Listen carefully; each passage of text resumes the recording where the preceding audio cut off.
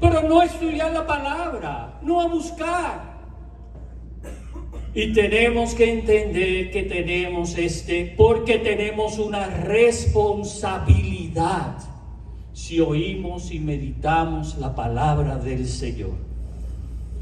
La iglesia recomienda insistentemente a todos sus fieles la lectura asidua de la Escritura para que adquieran la ciencia suprema de Jesucristo. Cristo vino a revelarnos al Padre. Eso es lo que vamos a celebrar.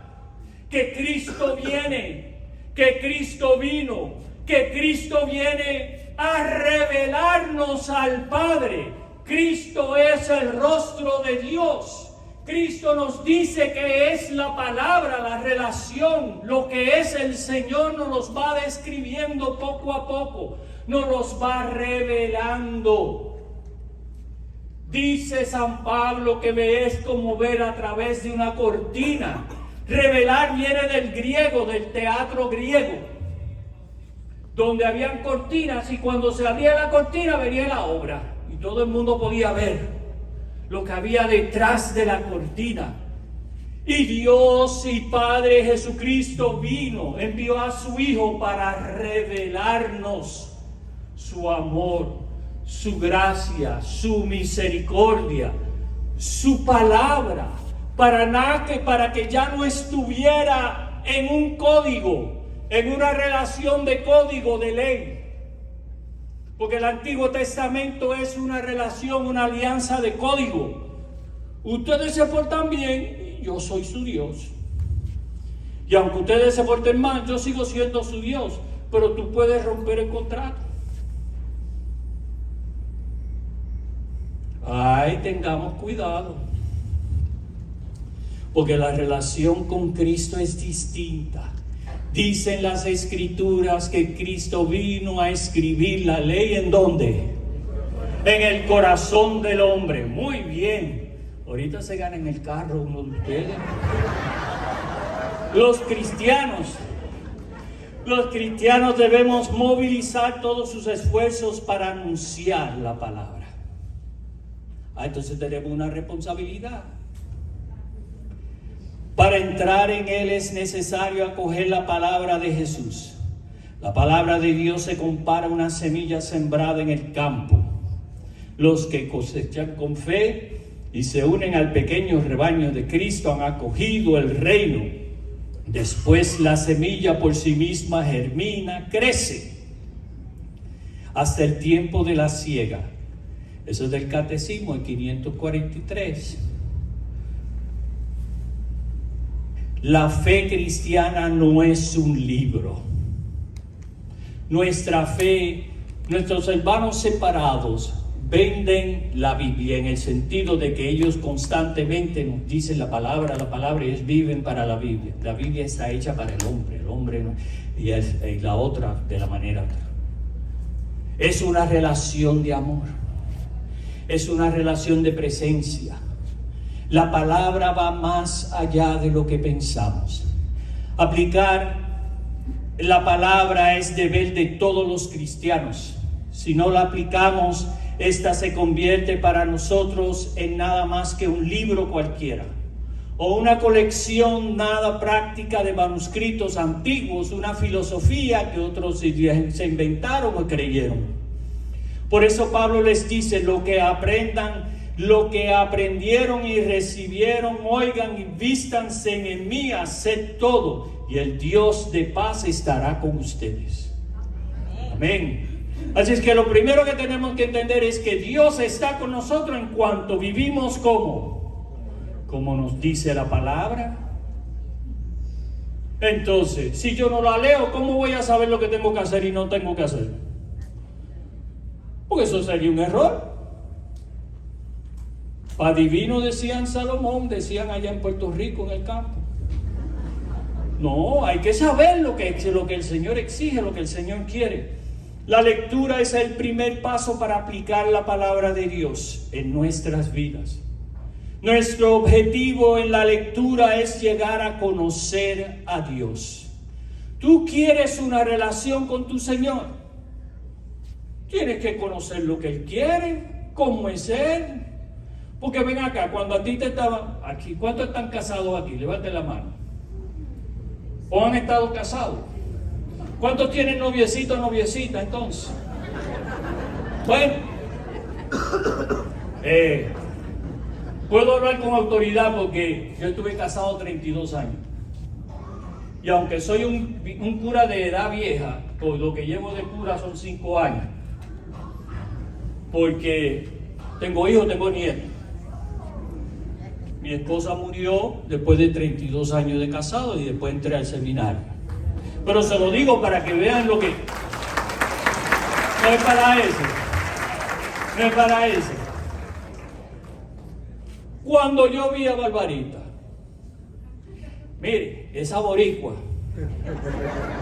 el pelo negro hasta aquí, tocaba la guitarra en un ministerio de música, tenía una voz increíble. Cuando yo la vi a ella, yo caí como un panguito.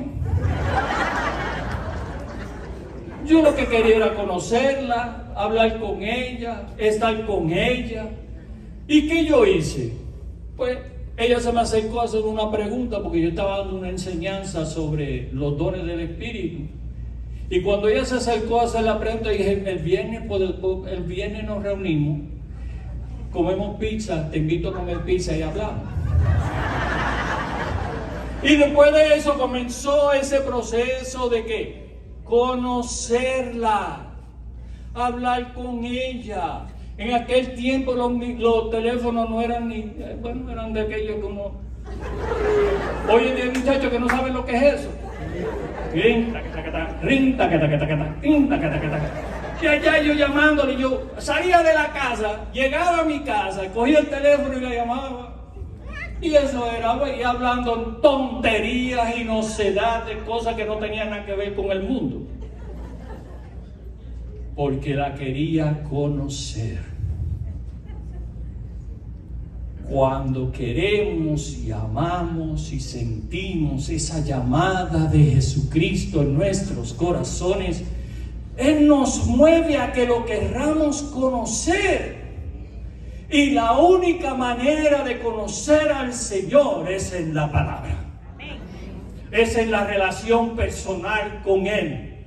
Es en mi relación íntima con mi Dios. Es en mi enamorarme. Y como dice la misma palabra, me seduciste, Señor, y yo me dejé seducir. Para la gloria de Dios. Entonces es una relación. ¿Y cómo yo voy a hacer? Y yo voy a saber lo que le gustaba a Barbarita o no si yo no le preguntaba y yo la hablaba con ella. No le gustaba ir al cine y a mí me encantaba el cine. Eso fue un problema. Yo fumaba, ella decía no, deja. Yo dejé. No, yo, fíjate, yo caí como... Bueno, ¿por dónde iba? Conocer, aprender sus caminos, entender su propósito. La palabra nos acerca a la interacción de Dios con la humanidad a lo largo de la historia. Nos describe su plan de redención, su promesa, su carácter. Vemos cómo es la vida cristiana la que tenemos que vivir. El conocimiento de Dios que obtenemos en las Escrituras nos sirve como un valioso fundamento para aplicar los principios y valores bíblicos a nuestra vida. Porque si no entiendo lo que es esperanza, ¿cómo voy a entender el Adviento? Si no entiendo lo que es la vida, ¿cómo voy a entender resurrección? Si no entiendo esto, ¿cómo es que esto sucede? ¿Cómo voy yo a tener una relación? Nuestro objetivo es lo que dice el salmista, se refiere a guardar la palabra de Dios en nuestros corazones. En mi corazón he guardado tus dichos para no pecar contra ti. Salmo 119:11. La manera como guardamos la palabra en nuestros corazones es a través del estudio, la memorización, la meditación y la aplicación. Estos 4 pasos, el leer, estudiar, memorizar y meditar, hacen posible que se aplique con éxito la palabra de Dios en mi vida. Pero si no saco tiempo para leerla, no saco tiempo para nada, sino que me conformo con los domingos, si es que estoy pendiente. Porque ustedes no saben, nosotros los sacerdotes del altar vemos todo. Y cuando están leyendo la palabra hay algunos que están... Ya usted sabe qué están haciendo, ¿verdad? O lo que sea. O la respuesta universal de muchos hombres. Yo creo que entonces tú ves cuando la mujer le hace así y el hombre... Y tú lo ves de atrás. Tú lo ves. Entonces estamos en el momento de escuchar la palabra, de meditar la palabra. Y ni siquiera eso hacemos. 1 horita, y ni siquiera es 1 hora, porque lo que predicamos, si predicamos muy largo, no, nos dicen que estamos demasiado de qué sé yo ni qué, y se quejan. Ni siquiera 15 minutos a la semana es lo que le estoy dedicando, si es que estoy haciendo eso. Tenemos que pensar y guardar, porque el éxito de la vida, el éxito de la aplicación, el éxito de vivir el Evangelio está en poner en práctica. ¿Y cómo voy a poner en práctica si no conozco? Si no sé. Primero tenemos que estudiar. Mientras que el estudiar ciertamente implica la lectura, el leer no es lo mismo que estudiar. Hay gente que lee y bla, bla, bla, bla, bla, bla, bla, y ya. Estudiar la palabra significa que pasemos tiempo en oración, que estemos atentos en obtener un mayor conocimiento sobre un personaje particular. ¿Quién fue Sara, la esposa de Abraham? ¿Quién fue Ana? ¿Cuántas Anas hay en el Antiguo Testamento? ¿Cuántas mujeres valientes en el Antiguo Testamento? Mujeres de fe. Ruth, Ana, la mamá de Samuel. O sea, estamos leyendo y no conocemos. Entonces viene un hermano protestante y nos dice, no, porque la mamá de Ana hizo esto y pero yo no sabía. Pero mira, entérate. No pierdas tanto tiempo entreteniéndote con el pecado en las novelas de hoy. En vez, saca tiempo para el Señor. Y en vez de ver el juego de soccer o lo que sea, aunque yo estoy desesperado porque voy a ir a Estados Unidos. Pero aquí estamos para la gloria de Dios. Esto es más importante. Estudiar la palabra hay disponible. Y tenemos recursos, cursos bíblicos, cursos de esto, lo otro. Los talleres de la Rañaga, los círculos de oración donde se lleva la palabra verdaderamente. Porque a veces, en los círculos de oración, a veces lo que estamos haciendo es, hacemos el rosario, una enseñanza de 10 minutos y ya. ¿Y qué pasó con la palabra? ¿Dónde se está predicando? ¿Dónde se está compartiendo? Porque es la palabra la que salva. Amén. Entonces, y no es que esté malo hacer el rosario, no, yo no estoy en contra del rosario, no diga, yo soy un devoto, tengo mi rosario puesto, devoto de María, creo que es la Madre de Dios y de eso hablaremos esta tarde, pero creo que también hay que tener tiempo para la palabra, en los círculos de oración.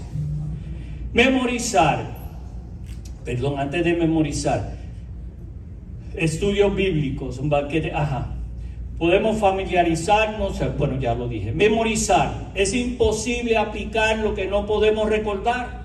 Si no la conozco y no me acuerdo de ella, ¿cómo la voy a aplicar? ¿Cómo yo voy a decir, el Señor es mi pastor, nada me falta? Creo que el Señor es mi pastor.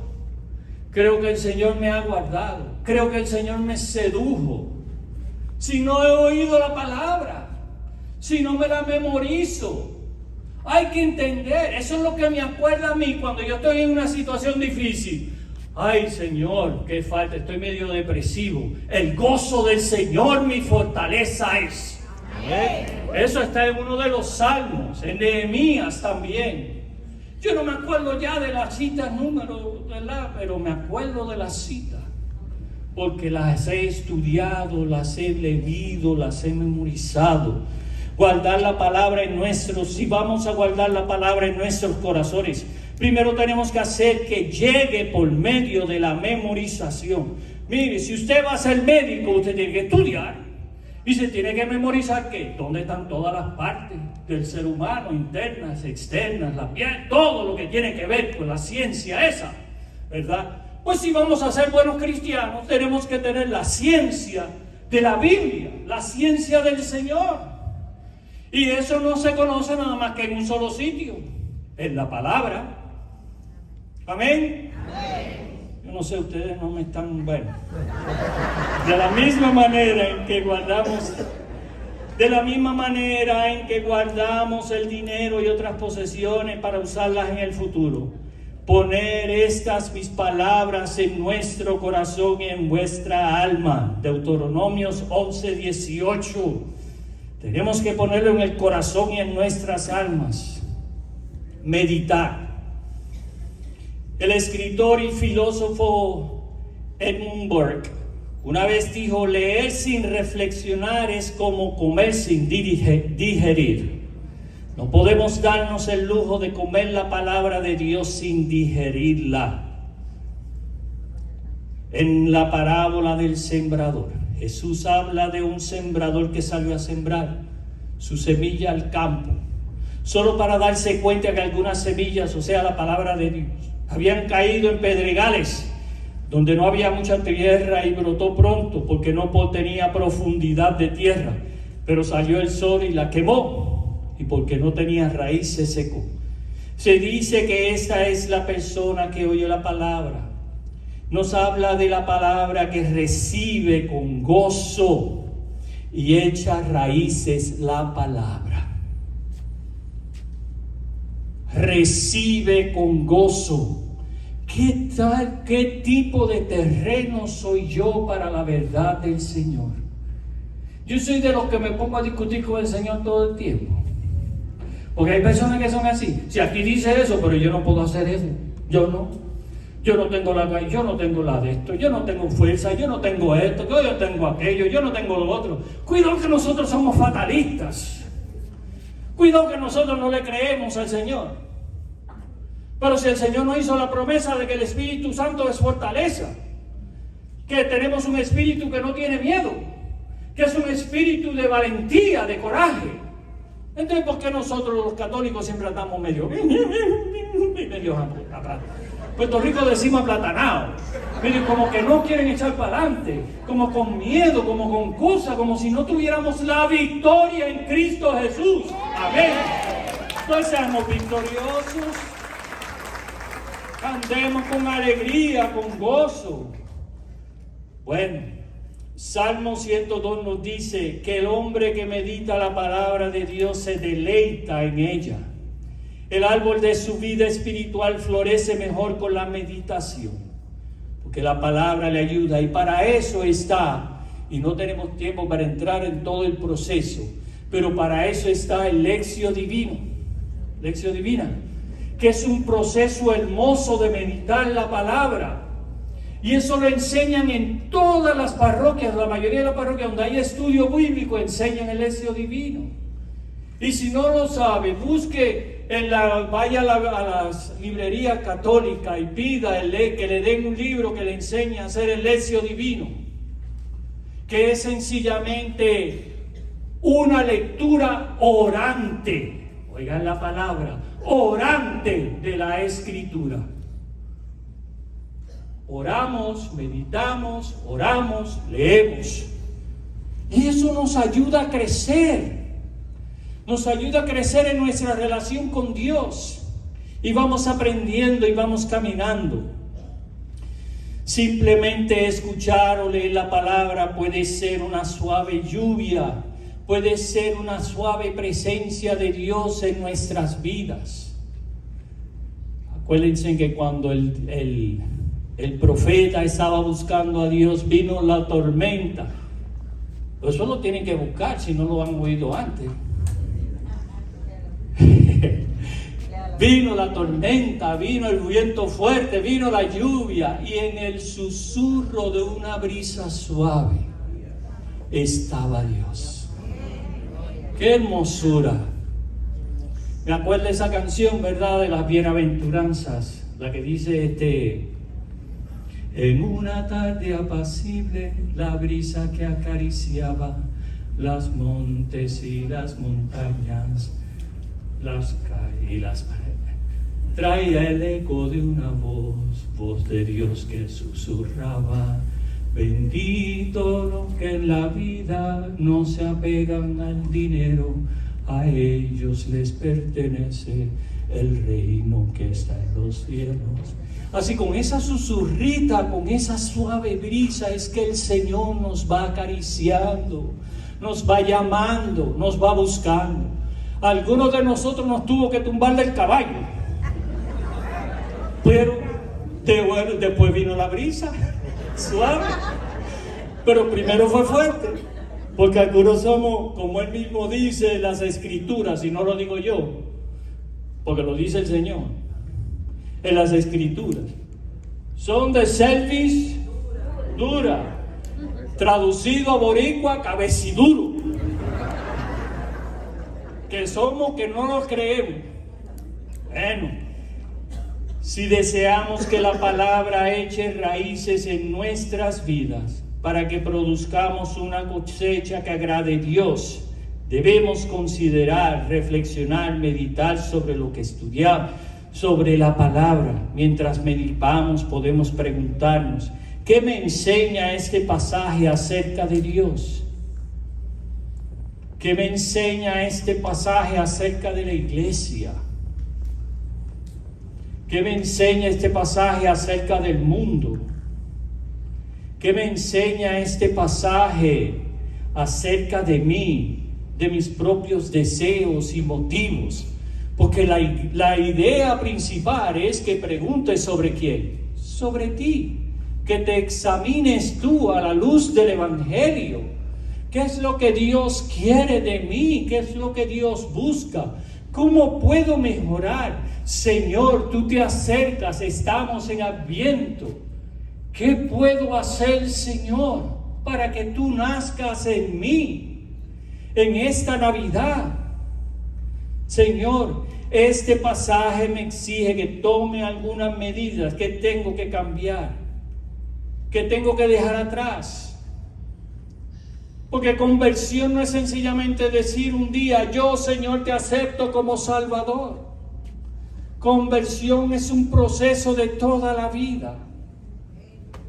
En la República Dominicana, donde yo me ordené, estuve 10 años en la República Dominicana, estudiando primero 4 y los otros 5 de sacerdote y uno de diácono. Había un retiro maravilloso que se llamaba Cristianos Bajo Construcción.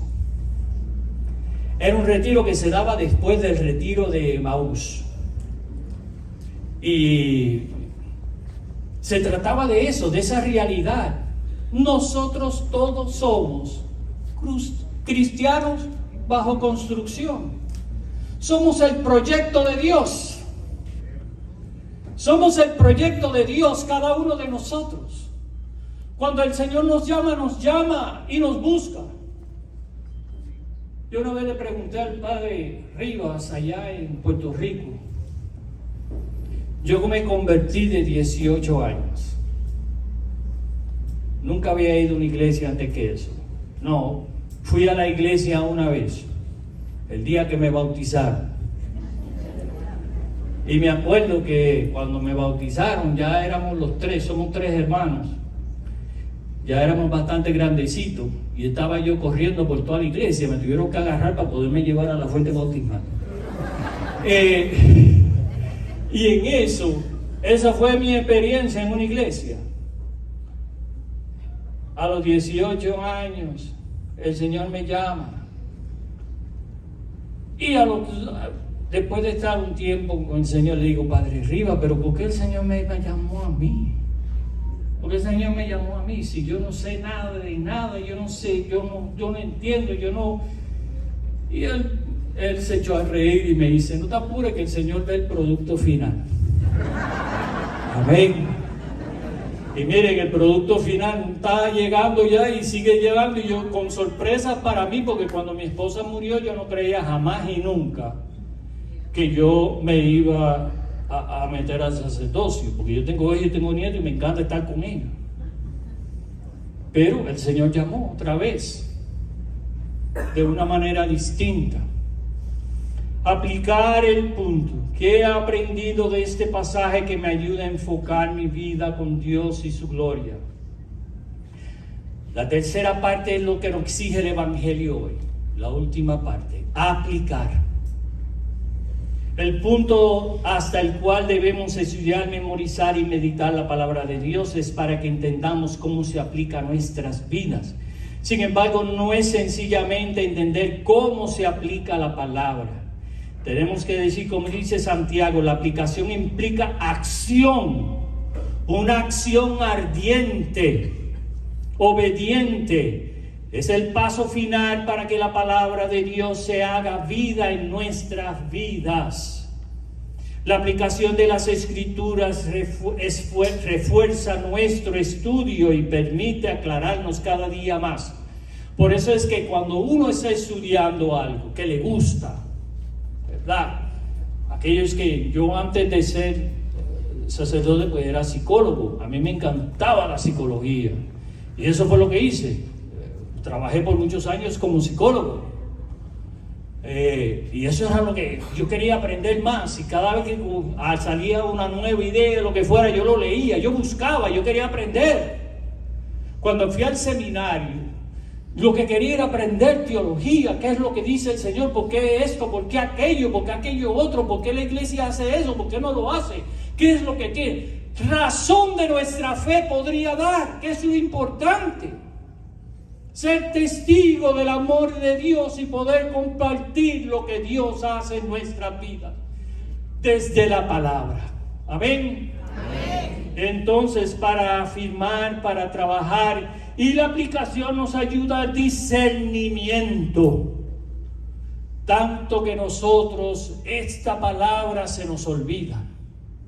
Todo lo que yo hago, debo de pedirle primero discernimiento al Señor, a ver si es la voluntad de Él para mí. Porque Pablo lo dice, todo es bueno, pero no todo me conviene.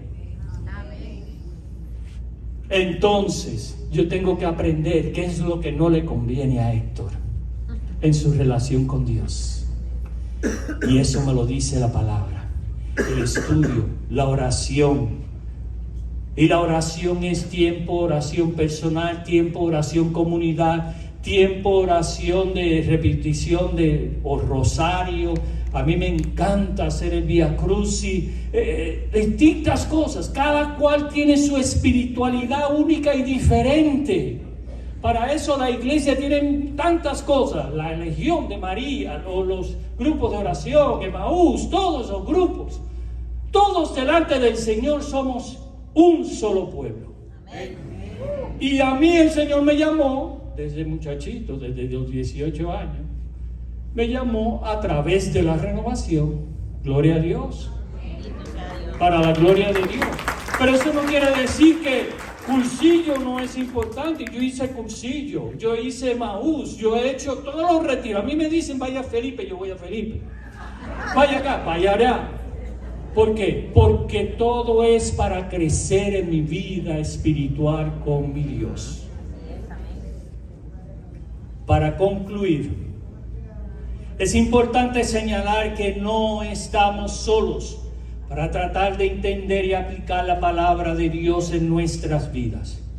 Dios nos ha llenado de su Espíritu, Juan 14, 16, 17, quien nos habla llevándonos y guardándonos a toda verdad. Juan 16:13.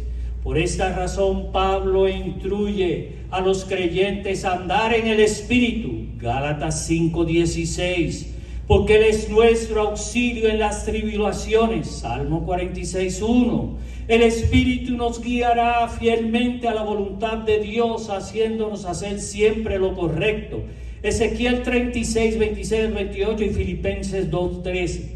Para empezar, ¿quién mejor que el Espíritu que inspiró la Biblia nos puede enseñar a vivir de acuerdo con lo que está escrito en ella? Por lo tanto, nuestra palabra guarda la palabra en nuestros corazones, obedeciendo al Espíritu Santo en la medida que Él nos permita recordar la palabra. Y yo, aquí para la batalla, usted, y con esto voy a terminar, nosotros estamos en una batalla, nos dice el Señor en la palabra, y tenemos una espada. ¿Ustedes se acuerdan de las tentaciones de Jesús? Jesús vence la tentación ¿con qué? Con la palabra. Y el problema de nosotros es que nosotros confesamos cualquier cosa menos la palabra. Confesar quiere decir hablarla, decirlo. Porque nosotros somos, bueno, en Puerto Rico habían dicho que uno es esclavo de lo que se dice y dueño y señor de lo que se calla. Porque después que uno dice algo, ya salió. Y como dirían los colombianos, ya la fregó. Ya no hay manera de agarrarla para atrás y echarlo para adentro. ¿Verdad? Aquí les tengo algunas de las frases que yo digo nunca más, porque lo que confesamos es lo que vivimos. Y hay muchos católicos que se confiesan todo el tiempo: estoy asado, tengo miedo, no lo puedo hacer. Ay, Dios mío, Señor, usted no ha leído la palabra. Bueno, esta es mi listita que yo he preparado y la tengo siempre conmigo para acordarme de algunos versículos. Y con eso, y conociendo nunca más, ustedes pueden crear la suya cuando vayan descubriendo el conocimiento de la palabra. Nunca más me confesaré impotente, pues todo lo puedo en aquel que me conforta. Filipenses 4:13. Nunca más me confesaré con miedo, pues el Señor no nos dio un espíritu de timidez, sino de fortaleza, de amor y templanza. Segunda Timoteo 1:7. Nunca más confesaré la supremacía del mundo, pues el que está en mí es más grande que el que está en el mundo. Primera de Juan 4:4. Nunca más me confesaré débil, pues el Señor es mi fortaleza. Salmo 27:1. Nunca más me confesaré falto de fe, pues Dios otorga a cada uno fe según su medida. Romanos 12:3. Nunca más me confesaré derrotado, pues Dios nos lleva siempre en su triunfo en Cristo Jesús. Amén. Segunda de Corintios 2:4. Nunca más me confesaré ignorante, pues Dios nos concede sabiduría de origen divino. Primera de Corintios 1:30. Nunca más me confesaré enfermo, pues por sus llagas somos sanados. Isaías 53:5. Él tomó nuestras flaquezas y cargó nuestras enfermedades. Mateo 8:17. Nunca más me confesaré preocupado o frustrado, pues el Señor me pide que le confíe todas mis preocupaciones, pues Él cuida de mí. Primera de Pedro 5:7. Nunca más me confesaré en necesidad, pues Dios proveerá todas mis necesidades con magnificencia, conforme a su riqueza. Filipenses 4:17. Nunca más me confesaré triste o deprimido, pues el gozo del Señor mi fortaleza es. Todas estas promesas son para mí y para ti. Y para ti. Lo único que tenemos que hacer es clamarlas, pedirlas, y el Señor hace. Pero si no conocemos la palabra, cómo vamos a vivir y cómo las vamos a entender. Amén. Amén. Señor les bendiga. Amén.